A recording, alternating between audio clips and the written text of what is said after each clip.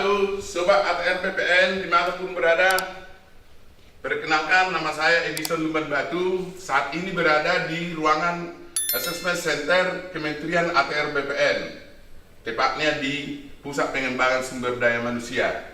Dan seperti yang kita lihat, sebelah kiri maupun sebelah kanan saya, ini ruangan asesor untuk penilaian terhadap seluruh asesi setiap ada kegiatan. Ruangan ini sudah memenuhi standar seperti yang ditetapkan dari BKN. Salah satu di antaranya penggunaannya sudah one way mirror.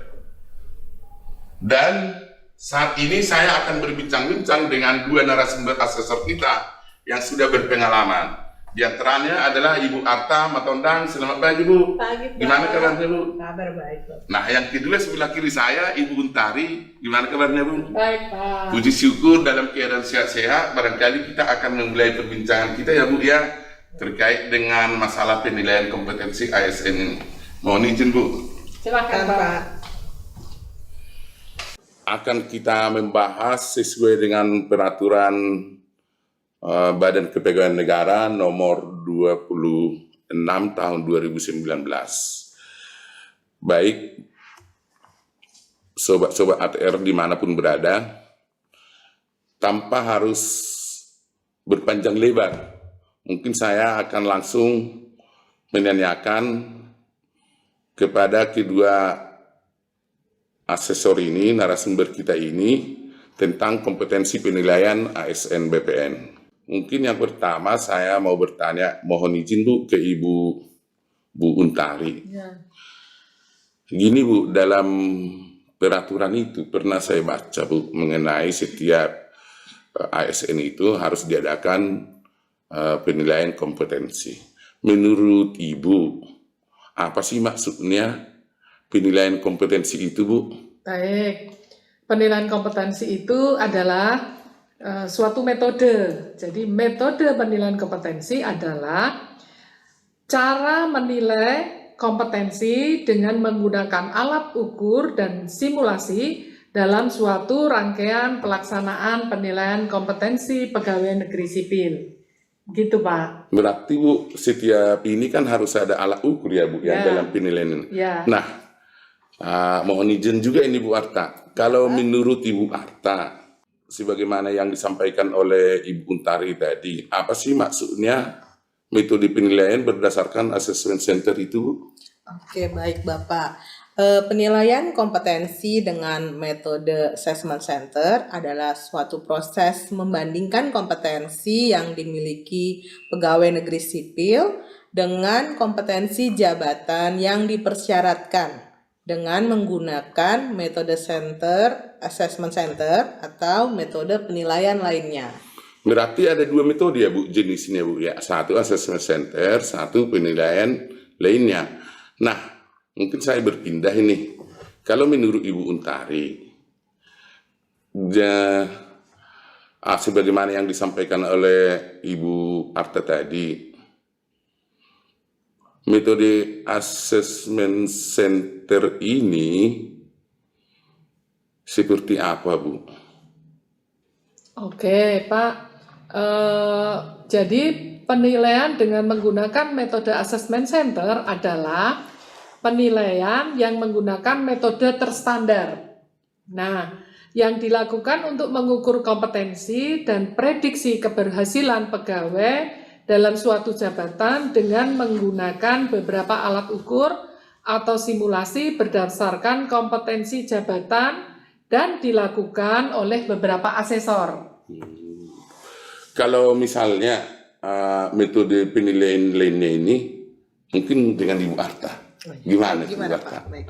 Metode penilaian itu seperti apa, Bu? Oke, baik. Metode penilaian lainnya itu adalah metode selain assessment center. Jadi di luar dari assessment center yang digunakan dalam pelaksanaan penilaian kompetensi pegawai negeri sipil, Pak. Saya pernah begini, Bu, membaca sekilas di peraturan itu, bahwa alat ukur yang dipakai dalam metode assessment center ini ada 3. Satu itu sederhana, 2 sedang, 3 kompleks. Maksud dari metode sederhana ini seperti apa, Bung Tari? Baik, Pak.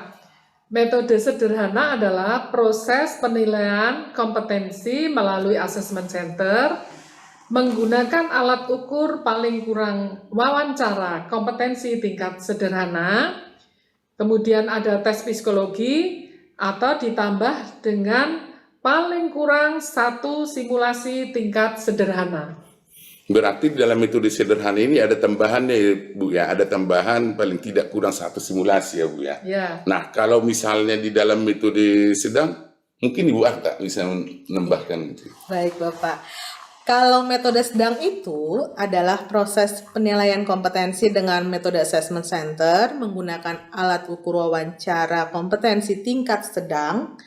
Kemudian ada ditambah tes psikologi dan ditambah paling kurang 2 simulasi tingkat sedang. Nah, di sini juga saya mau tambahkan Pak bahwa untuk metode sedang itu digunakan untuk menilai kompetensi pada jabatan administrator dan jabatan pimpinan tinggi pratama.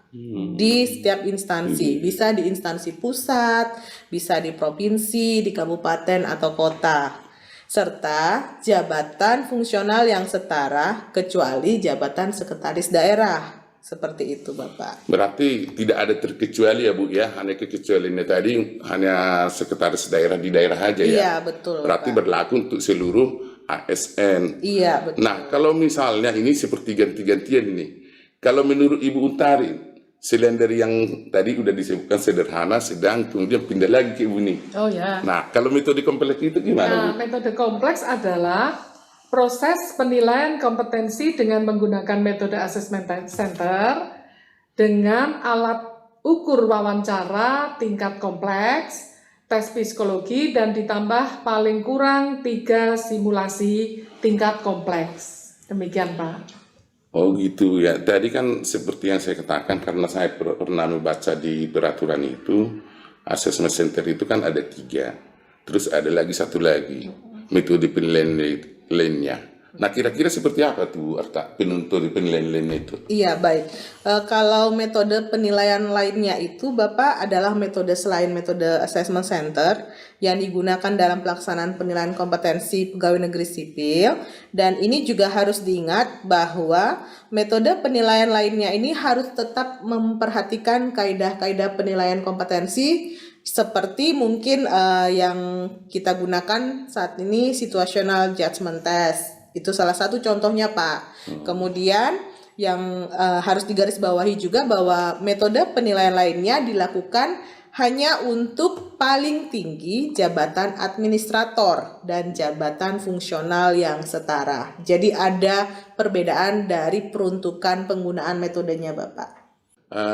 Sobat-sobat ATR dimanapun berada, bahwa penjelasan dari kedua narasumber kita ini sangat membantu. Artinya kita harus perlu memahami terlebih dahulu sebelum diadakan uji kompetensi. Barangkali ada yang perlu disampaikan kepada seluruh pegawai ATR BPN di daerah maupun di pusat. Mungkin ini salah satu yang sangat perlu dan mungkin dinanti-nantikan. Selain dari penjelasan tadi, mungkin ada yang mau ditambahkan Bu? Baik, saya tambahkan sedikit. Jadi satu asesi itu paling kurang diamati oleh 2 orang asesor. Demikian Oh Pak. gitu Bu. Ya. Kalau menurut Bu Arta, yang perlu disampaikan ke sobat-sobat ATR BPN? Ya, mungkin juga harus diingat bahwa sebenarnya penilaian kompetensi itu bukan penilaian yang subjektif. Jadi kita berupaya untuk selalu objektif dengan menggunakan beberapa alat ukur. Artinya kita menggunakan multi tools atau multi method dalam proses pengambilan datanya, dan ada proses integrasi data. Jadi untuk menyimpulkan dari nilai kompetensi para pegawai itu, kita juga lakukan rapat dengan asesor yang terlibat melakukan penilaiannya. Seperti itu. Terima kasih Bu, makasih Bu. Ya, Semoga sehat-sehat dan sukses selalu. terima kasih. Terima kasih. Sobat-sobat ATR BPN dimanapun berada, penjelasan dari kedua narasumber ini sangat bermanfaat dan bisa menambah semangat bekerja di daerah maupun di pusat untuk sobat-sobat semuanya. Saya berharap agar sejak sekarang dapat mempersiapkan diri mengikuti setiap PPSDM Tol karena akan berguna dalam persiapan melindungi penjenjangan jabatan berikutnya. Salam sehat selalu, salam asesor. Assalamualaikum warahmatullahi wabarakatuh.